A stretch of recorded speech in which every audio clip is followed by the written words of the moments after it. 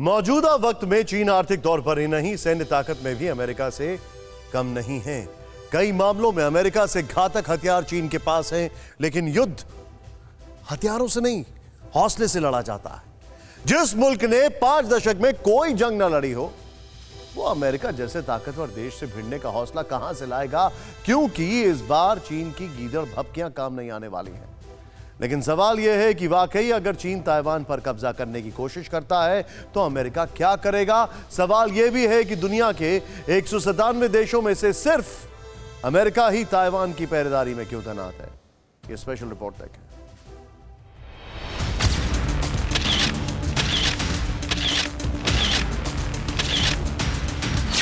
Elbow बम, मुट्ठी भींचना, हाथ हिलाना, गले मिलना।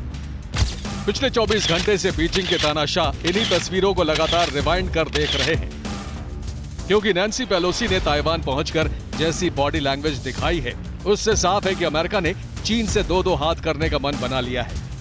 पेलोसी ने एल्बो बम के जरिए ताइवान की राष्ट्रपति साई इंग वेन का अभिवादन किया और फिर ताइवान की संसद से समंदर पार के तानाशाह को लोकतंत्र की सीख देने में देर नहीं की।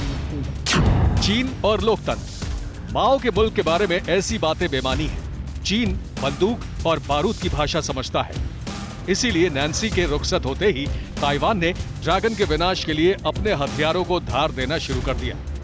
ताइवान की पूरी फौज जमकर युद्धाभ्यास कर रही है, क्योंकि बीजिंग पर बारूद बरसाने के लिए उसे दुनिया के सबसे ताकतवर मुल्क का सहारा मिल चुका है। लेकिन सवाल यह है कि ताइवान की पहरेदारी में अमेरिका चीन से भिड़ने को क्यों तैयार है? जवाब ऐसे समझिए। 10 अप्रैल 1979 को ताइवान को लेकर अमेरिका ने एक एक्ट बनाया था। इस अधिनियम का नाम ताइवान रिलेशंस एक्ट है। इस एक्ट के तहत अमेरिका ताइवान को सुरक्षा की गारंटी देता है। इसीलिए चीन ताइवान स्ट्रेट में बारूद बरसा रहा है, तो सुपर पावर के कंधे पर सवार ताइवान भी ड्रैगन को पूरा दम दिखा रहा है।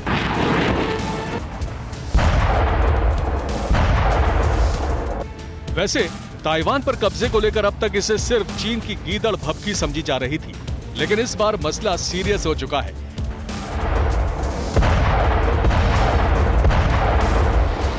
अमेरिका और चीन में जंगी तलवारें खिंच चुकी हैं।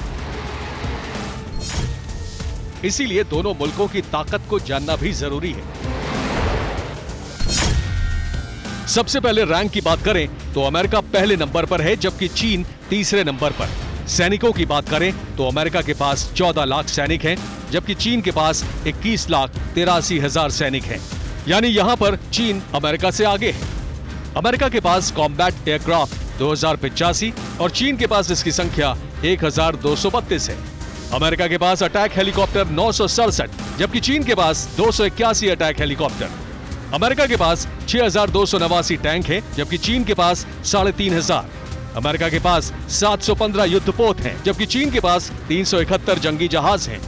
और परमाणु बमों की बात करें तो अमेरिका के पास 6,185, जबकि चीन के पास सिर्फ 290 परमाणु बम मौजूद हैं। पिछले कुछ साल में चीन ने लगातार अपनी ताकत बढ़ाई है। मौजूदा वक्त में चीन के पास दुनिया की सबसे बड़ी नौसेना है। चीन अपनी नेवी का फायदा उठाते हुए समुद्र के रास्ते ताइवान पर हमला कर सकता है।